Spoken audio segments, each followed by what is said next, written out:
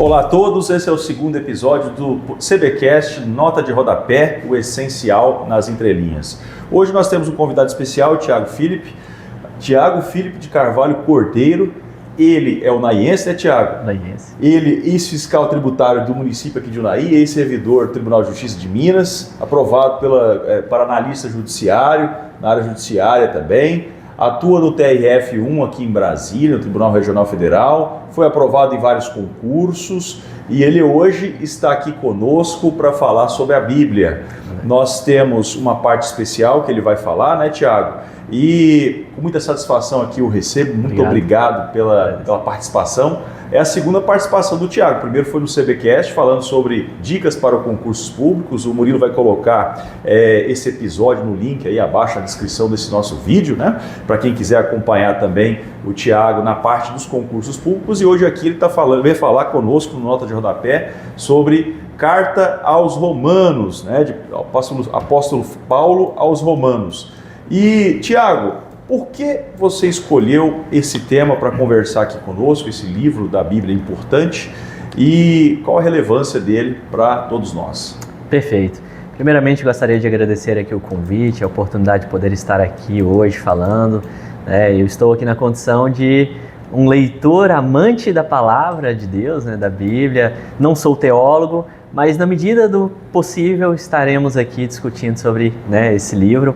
E eu acho que a relevância deste livro, primeiro, para mim foi pessoal, uma vez que ela participou da minha conversão, no meu processo de conversão, foi um dos primeiros livros que eu li e que evidenciou para mim a minha condição, a qual eu deveria seguir. E eu acho que a relevância desse livro também para a comunidade cristã é que o livro de Romanos, Paulo, ele consegue de uma maneira tão harmônica sistematizar esse evangelho da salvação, o caminho, o processo da doutrina da salvação e apontar quem é exatamente esse autor e consumador da nossa fé. Maravilha. Na verdade é um manual teológico. Exatamente. Muita coisa a gente pode extrair dali, apesar de poucas páginas ali. Verdade. É uma leitura gostosa, bacana. Inclusive, você me convidou a reler, lembrando aí a época que a gente navegava ali pela Bíblia, tentando extrair alguma coisa ou outra, sempre é muito bom. Porque o que diferencia essa carta, o que a torna tão especial em relação às outras cartas, Tiago? Você pode reforçar esse ponto conosco? Eu acho que a essência que torna essa carta tão especial é que ela já inicia apontando para o homem a sua incapacidade de por si só se achegar a Deus, a incapacidade por meio das suas próprias obras e da sua própria força de encontrar a sua própria salvação. Então a essência dessa carta, a importância para o leitor é evidenciar a natureza e a essência do Evangelho de Cristo Jesus, que por meio desse sacrifício ele alcançou a salvação para aqueles que não eram merecedores dessa salvação. Então acho que também uma importância aí no quesito sociológico, histórico também, porque evidencia ali como a igreja ela pensava, como a igreja se estruturava e qual era o processo por meio do qual a igreja ela compreendia funcionar a salvação. Entendi.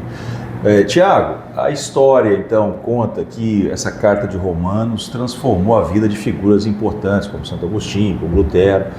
O que a tornou explosiva, assim, num sentido positivo, para essas pessoas se inspirarem, lembrando da Idade Média, dessa passagem, e o que você pode destacar dessas ideias explosivas que a carta trouxe a esses pensadores? Eu acho que uma ideia, assim, que quando nós lemos, ela é impactante e que talvez tenha sido essa ideia, até que Martinho Lutero, ele fala somente pela graça, somente pela fé, somente por Deus. Eu acho que uma das ideias centrais ali do texto é que Paulo, ele traz ali em Romanos, salvo engano, 3:23, salvo engano, que todos pecaram. Então Paulo, ele traz uma confissão da condição humana atribuída a todos, independentemente. E aí, em seguida, ele traz o resultado, na verdade, o meio de se obter, né, o meio pelo qual, na verdade, o homem é salvo, e não de se obter, mas o meio pelo qual o homem é salvo, através de uma obra não do homem. Então isso quebra muito uma perspectiva passada que se dizia de que o homem, ele pode, pelo seu próprio mérito, salvar a si mesmo ou comprar a salvação, seja por quesitos de posses ou financeiros. Paulo ele já desconstrói essa ideia, dizendo: todos nós somos pecadores. Todos nós somos falhos, nenhum de nós é digno de salvação, e é mediante a fé que é em Cristo Jesus que Deus utilizou esse sacrifício na cruz do Calvário, é que nós somos salvos. Isso não vem de vós, mas é dom de Deus. Então eu acho que essa mensagem, ela evidencia a condição pecaminosa do homem e a misericórdia de um Deus Salvador. Então isso traz... abala todo um sistema talvez que se sustentasse no mérito da salvação, uma salvação por quão bom você é, né? E no Evangelho nós já temos essa mensagem curta e direta: todos pecaram. Ótimo. Em Romanos, capítulo 3, versículo 23, Paulo diz que todos pecaram, que é justamente isso que você estava explicando, né? Buscando ali esse ponto. Como é que a gente explica esse conceito de pecado, então, sem parecer ser um julgamento apenas moralista, Tiago? Ótima pergunta. Primeiro é interessante, e aqui é interessante nós fazermos uma construção gradativa. Primeiro que é interessante que Paulo, ele primeiro traz no 23, todos pecaram. Ele então coloca todos, não é alguns pecaram, não é os gentios pecaram, não é os judeus, todos pecaram. Primeiro ele traz essa construção, mas não com um aspecto de condenação. E aí entra exatamente a questão que não é simplesmente um julgamento moralista. Ele traz essa condição, né, essa causa, na verdade, como um elemento para a segunda parte que vem, que sendo, portanto, justificados mediante a fé que é em Cristo Jesus, que é o versículo 24. Ele traz um elemento anterior que é: porque você é pecador, como todos são pecadores, então agora nós precisamos da misericórdia de Deus. Então quando Paulo ele fala isso, ele não traz na perspectiva de julgamento, mas sim na perspectiva de demonstrar que anteceder, na verdade, a construção de que a salvação é uma obra de Deus e não do homem. E é tão interessante também nós pegarmos outro elemento aqui, que o verbo utilizado ali, pecaram, né? Ali no grego é o verbo hamartano. Tem hamartia, que significa pecado, e hamartano. E hamartano significa, na verdade, desviar-se do caminho, ou falhar. Então Paulo ele evidencia ali, quando ele diz que todos pecaram, todos falharam em busca do caminho. Mas Deus, mediante a sua misericórdia e graça, e já vem no versículo seguinte, ele antecede dizendo: todos estão em pé de igualdade, mas agora a sequência eu vou te dar a resposta para esse problema. E aí ele aponta: justificados, né? Nós seremos justificados mediante a fé que há em Cristo Jesus. E essa é a próxima pergunta. Essa expressão, justificação pela fé, como é que você explicaria isso num conceito espiritual prático aqui para o nosso ouvinte? Perfeito. Considerando aí que, por exemplo, quebrando aqui um pouco o gelo técnico, né, do Tiago, a gente tem, por exemplo, eu fui esses dias num shopping em Goiânia, e lá entrei numa livraria. Ao adentrar na livraria, o que você constata ali? A principal prateleira são livros e obras bíblicas. Sim. Tudo quanto é tipo de Bíblia para criança, Bíblia explicada, Bíblia para o jovem, várias versões. Aqui eu estou com a versão, a nova tradução da linguagem de hoje, né? Porque é uma Bíblia explicada, com uma linguagem atual, para se transformar em algo mais palpável para quem está lendo, né, da Sociedade Bíblica do Brasil. Como é que você explicaria isso na prática, a justificação pela fé, que você bem citou ali, ótimo, na carta aos Romanos? Ótimo. Aqui nós temos um processo de construção muito interessante, porque, primeira coisa, surge uma pergunta quando você lê, tá? Por que eu preciso de ser justificado? É a primeira premissa que tem de anteceder, né? Para depois a gente entender o que é essa justificação pela fé. Primeiro que, conforme a nossa convicção, né, a nossa fé cristã, o homem, ele tem uma natureza decaída e uma natureza pecaminosa. O homem, ao tentar acertar o caminho, ele erra, né? E ele erra o alvo. Então, ele falha. Então, decorrente dessa condição pecaminosa, o homem ele estaria sujeito a uma condenação. Uma condenação. Ele seria julgado e ele seria condenado pela sua falha. No entanto, entra Jesus no processo o próprio Filho de Deus, e ele se coloca como justificador do homem. E aí eu vou até fazer uma analogia aqui, um paralelo aqui atualmente, com uma analogia aqui mais atual. Imagina um aluno que ele vai à escola, só que ele começa agora a ter faltas. Só que agora ele tem faltas na escola porque ele está numa condição de saúde que o impossibilita de ir à escola. Quando ele apresenta aquele atestado médico, o que acontece? O que aquele professor vai fazer? Aquele professor vai justificar a falta daquele aluno. E Jesus Cristo, então, ele entra diante dessa condição humana do homem de pecador, ele entra, então, como um justificador, aquele que toma a nossa pena, a nossa condenação, e Paulo, isso aqui nós estamos tratando exatamente sobre Romanos, Paulo, ele vem explicar esse processo, que Cristo, ele toma essa condenação que seria para nós, assume o nosso lugar e nos justifica diante de Deus, para que nós pudéssemos ser apresentáveis diante de Deus. E aí é exatamente onde entra a fé, porque essa justificação, ela não se dá por meio de obras. Paulo explicitamente traz isso. Nós não somos justificados pelas obras que fazemos. Até em Isaías 64:9 fala que a nossa justiça é como trapo de imundícia diante de Deus. E próprio Jesus também, ele faz esse paralelo, né? Que se a vossa justiça não excederem muito a dos fariseus e escribas, de maneira alguma entrareis no reino dos céus. Então a nossa justiça seria incapaz de alcançar diante de Deus um status de merecedor de salvação. Então nós depositamos a nossa fé de que a obra de Jesus ela foi suficientemente capaz e completa de nos salvar, e agora, mediante essa fé que é em Cristo Jesus, nós somos justificados das nossas falhas e nos apresentamos diante de Deus. Maravilha, muito bom. É exatamente o que você está explicando, a paz com Deus, né? Exatamente. Vamos fazer um link com essa paz com Deus com o mundo moderno hoje. É um texto extremamente atual, né, Tiago, que serve para o nosso dia a dia. Ele tem um destaque muito grande porque Paulo traz muitos elementos do Antigo Testamento para nós, inclusive as leis mosaicas ele acaba citando indiretamente aqui por vários pontos, né? Sim, você citou verdade. Isaías, ele também cita Isaías Sim. dentro do seu texto. E como trazer esses elementos para uma geração, para um dia a dia de ansiedade, de muita carga de trabalho. Nós vamos falar do burnout em outra ocasião com o Dr. Fernando, psicólogo também. São males do nosso dia a dia, né? Esse século XXI. Como é que você faz esse link aí dos ensinamentos de Paulo para nós? Eu acho muito interessante porque Paulo, agora o verso eu não vou me lembrar exatamente, mas lá no capítulo 5, ele traz que a esperança dessa salvação, ela não deve ser somente na alegria. Nós nos alegramos, nos gloriamos na esperança da glória de Deus. É a primeira parte ali que ele traz. Nós nos gloriamos na esperança da glória de Deus, de que Deus será glorioso e ao final, né, nós estaremos com Ele. Mas também nós nos gloriamos na tribulação. Paulo ele traz esse exemplo. Porque a tribulação, ela produz perseverança, são 3 elementos. A tribulação ela vai produzir perseverança, porque no meio dessa tribulação nós aprendemos a persistir em direção ao alvo e acabamos adquirindo a perseverança. E essa perseverança, ela produz, Paulo fala, a experiência. E nós, no meio desse processo de tribulação, vamos nos tornando mais experientes.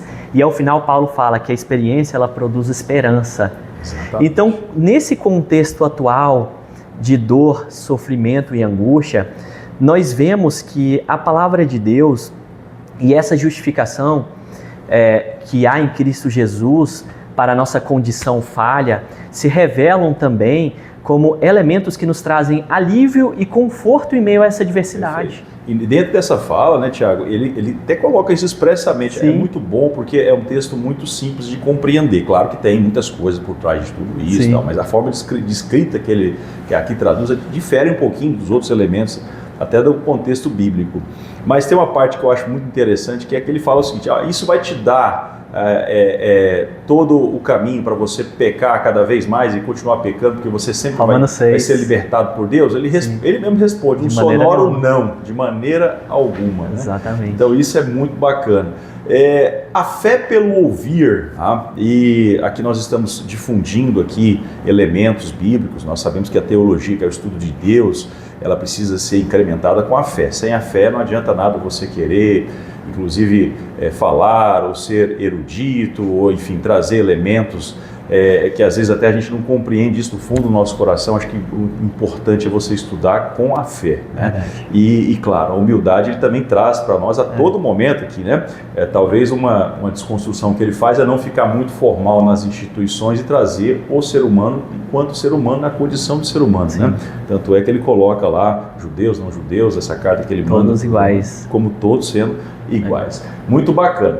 E qual a importância desses textos que são assim gratuitamente difundidos? Eu me lembro, até hoje mesmo, a gente chega num hotel, eu vou brincar com as minhas filhas, falo, vamos procurar lá o livro da Bíblia, normalmente Salmos e Provérbios, né? São sociedades que distribuem, grupo de empresários que distribuem gratuitamente para as pessoas, né? Fazerem a leitura de algum texto da Bíblia. Qual a importância, então, da gente aprofundar cada vez mais no texto e buscarmos essa iluminação? Eu acho que principalmente nesses ambientes, como você falou, hotéis, né, e tudo, eu acho que são fagulhas de brasas, na verdade são brasas em meio às vezes fogueiras em cinzas, porque há momentos em que nós estamos nesse correr da vida, né, em busca de cumprir nossas responsabilidades, trabalho e todas as responsabilidades da vida diária, e acabamos perdendo a esperança, perdendo a fé. E quando nós, nesses ambientes ambientes não preparados para isso, né? Ambientes atípicos para a palavra de Deus, você encontra a palavra de Deus, às vezes ela te encontra como uma brasa ardente que aquece novamente o seu coração em meio a essa adversidade. E aí você encontra exatamente Paulo, trazendo por meio das suas aflições, porque se você for perceber Paulo ele era um homem experimentado em aflições e tribulações. Sim. Foi chicoteado, foi apedrejado, foi preso por várias vezes. Então, você encontra nesses exemplos de perseverança e fé. E você percebe, ainda eu posso encontrar força para ir adiante. Porque nós percebemos que na sociedade hoje, como o senhor falou do burnout, há muitas pessoas que estão perdendo a esperança em viver. Sim. E na palavra, e aqui Paulo, ele reaviva exatamente essa esperança, para que nós venhamos, Paulo até fala, salvo engano em Hebreus, né, que nós temos de continuar prosseguindo para o alvo, né, para o autor e consumador da nossa fé. Maravilha. Então nós temos essa nosso conexão. Grande criador. E é interessante que ele traz um ambiente de hierarquia também. Olha, sim. Você não pode simplesmente ignorar que existe um Criador. Obviamente, sim, ele fala isso. Embora todos estejam iguais, a gente tem que ter a submissão ao nosso Criador, né? O Romanos 12, ele marca uma transição, que eu digo uma transição para a prática. Incrível. Não vos conformeis com este mundo. Fecha aspas. Como cristão, como pode ser relevante você ser, né, propagador da palavra, sem perder, né, a sua identidade, sem perder a sua essência? Perfeito. É interessante como Paulo, em Romanos 12, ele introduz assim, né, que para nós apresentarmos o nosso corpo, Romanos 12, 1, como sacrifício vivo, santo e agradável a Deus. E ele fala, e não vos conformeis com este mundo, né, mas transformai-vos pela renovação do vosso entendimento. E aí tem uma consequência de quem transforma e alcança e vive essa diária renovação do entendimento, que é viver a boa, agradável e perfeita vontade de Deus. Ótimo. E quando a gente fala de não vos conformeis com este mundo, é interessante que a palavra no grego ali utilizada é aion, que significa século ou época. Então, quando Paulo ele fala não vos conformeis, e a palavra ali de conformar tem uma relação em amoldar, tomar a forma de algo, ele fala assim, olha, eu vou fazer aqui uma analogia, né, uma comparação, vou jogar aqui para a nossa realidade para ficar mais claro. Olha, nós sabemos que tem os preceitos, tem os valores sociais e morais que regem essa época. Mas você tem de se guiar pelos valores que Deus estabeleceu em sua palavra. Então não tome a forma, não se conforme com os preceitos deste século, mas viva uma vida diária de renovação do seu entendimento, transformando metanoia, a palavra ali relacionada ao grego, né? Transforme a sua mente todos os dias, viva como uma nova criatura, que é uma expressão também que é utilizada não em Romanos, em outros textos, né? Viva esse renovo de vida e assim, vivendo dessa maneira, não se conformando com este século, em seguida transformando, né, a sua mente, o seu entendimento, assim você conseguirá viver a boa, agradável e perfeita vontade de Deus. Ótimo. E aí ele ainda vem conectando com Romanos 6, quando ele fala assim, para que nós considerai-vos, pois, mortos para o pecado. E aí onde a gente entra que aquele que é nova criatura, ele também tem de ter na sua mente a convicção, considerar, está evocando para que você considere que você não é mais escravo daquilo que antes te prendia, que agora você é uma nova criatura, que agora você pode viver uma nova vida. E também no sentido de propagação, né? Você não se conformar no sentido também de você ficar paralisado, você buscar sempre melhoria, você buscar sempre evolução, uma evolução espiritual. Constante. Exatamente. Evolução espiritual. Tiago, você recomendaria para quem está começando a leitura bíblica pelos Romanos, ou você recomendaria uma sequência diferente aí de textos para quem queira revisitar a Bíblia, revisitar os textos a partir do Novo Testamento? Ou porque a Bíblia ela tem toda uma situação que não é cronológica, ela não é didática, ela tem vários pontos que uma coisa liga a outra. Então, o que você recomendaria para quem está querendo, né, a leitura, querendo a palavra, para que ela possa compreendê-la de maneira mais tranquila? Perfeito. No meu processo de conversão, os primeiros textos que eu li foram as cartas de Paulo e, salvo engano, eu acho que foi João ou Lucas, foi um desses textos. Hoje, o que eu recomendaria para quem está iniciando e quer conhecer e quer compreender? Comece por João, porque em João nós temos a evidência da natureza de Jesus, e depois você vai indo para as cartas de Paulo como Gálatas, Romanos também, como uma das primeiras cartas também é interessante. Há uma certa complexidade em alguns textos, mas à medida que você for avançando, né, você vai conseguindo compreender mais. Aquele velho ditado, né? Água mole em pedra dura, tanto bate até que fura. Então é a sequência, é você prosseguir, né? Você acreditar que é possível compreender de maneira holística, completa, né? De maneira mais aprofundada, que vai dar certo. Perfeito. Tem que dedicar tempo também, né? Exatamente. Tem que ser dedicado. Tiago, para a gente encerrar aqui a nossa nota de rodapé, já que você está falando de tantos livros também, você será convidado novamente, e aqui será um prazer recebê-lo para falarmos de outros livros da Bíblia. A Bíblia é um compêndio muito grande, né? Mais de 2000 anos ali, muita coisa a ser dita. É claro que em 20 minutos e pouquinho não dá para a gente falar muita coisa, né? Mas o objetivo é, através de gotas, né? A gente ir falando, comentando. E qual seria a nota de rodapé que você destacaria, né? O essencial nas entrelinhas aí, sobre a carta a Romanos? Perfeito. Uma nota de rodapé, assim, uma explicação rápida, breve, que eu poderia trazer, é que pelo meu e o seu esforço pessoal e trabalho, nós não conseguimos de maneira suficiente nos justificar em Deus. Então, compreenda que o preço do pecado já foi pago na cruz do Calvário e você não é mais escravo. Essa é a mensagem que sintetiza vários textos de Romano. Pela sua força, você não consegue comprar um lugar junto a Deus. Não há suficiência humana, não há força humana. E ao mesmo tempo ele diz, e você já foi justificado mediante a fé. Se você tiver aqueles que estão, nenhuma condenação há para aqueles que estão em Cristo Jesus. Então, sua força e seu trabalho não te compram um lugar junto a Deus. E o preço do seu pecado já foi pago na cruz do Calvário. Portanto, você não é mais escravo. Essa é a mensagem. Muito bom, Tiago. Parabéns pelo seu estudo, né, pelo seu desprendimento nesses textos.